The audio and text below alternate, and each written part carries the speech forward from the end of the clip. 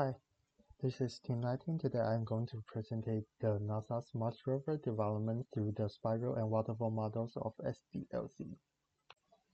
First one is the spiral model. This model is characterized by its iterative nature, where development occurs in cycles, allowing for continuous refinement of the software.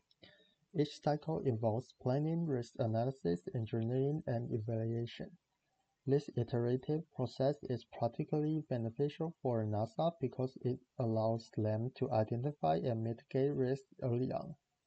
By continually testing and updating the rover's systems, NASA can address challenges as they arise, ensuring the rover's software is prepared for the complexity of operating on Mars. And the next one is the waterfall model. Unlike the spiral model, the waterfall model follows a linear and sequential approach. It consists of defined phases: requirement, design, implementation, verification, and maintenance.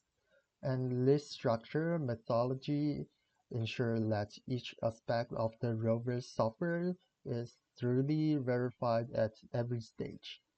As NASA progresses through these phases, they ensure that critical systems are validated and reliable before advancing to the next step, and also minimizing the risk of the error. And by integrating the spiral and waterfall models, NASA created a strong development framework. The spiral models offers the flexibility to adapt and iterate based on testing feedback, while the waterfall model provides a clear roadmap for systematic development and verification. This combination allows NASA to maintain high standards of reliability while being responsive to the evolving challenges of the Mars mission. There are several compelling reasons why NASA employs this hybrid approach. First, it allows for continuous updates and refinement. The spiral model enables NASA to continually enhance rover systems through iterative design and testing, which is essential for overcoming the unique challenges faced during Mars missions. Second is the constructed verification provided by the waterfall model ensures that thorough checks are conducted at each phase, confirming the reliability of critical systems. And finally, this hybrid approach facilitates effective risk management. By re-verifying systems after each spiral phase, NASA can proactively address potential issues before they become significant problems.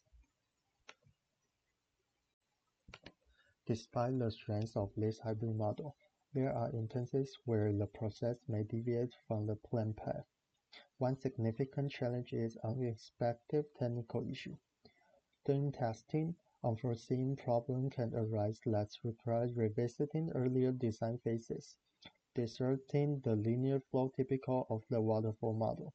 Additionally, involving mission objectives can lead to change in scientific goal or mission parameters. This necessary adjustment may require modification to the rover systems, causing deviation from the original project plan. Flexibility in the development process is crucial to accommodate this change. In conclusion, the hybrid spiral into waterfall approach used in NASA's Mars rover development effectively balanced flexibility and structure. This methodology not only allows NASA to continuously update and refine the rover's systems, but also ensures through verification and effective risk management throughout the project.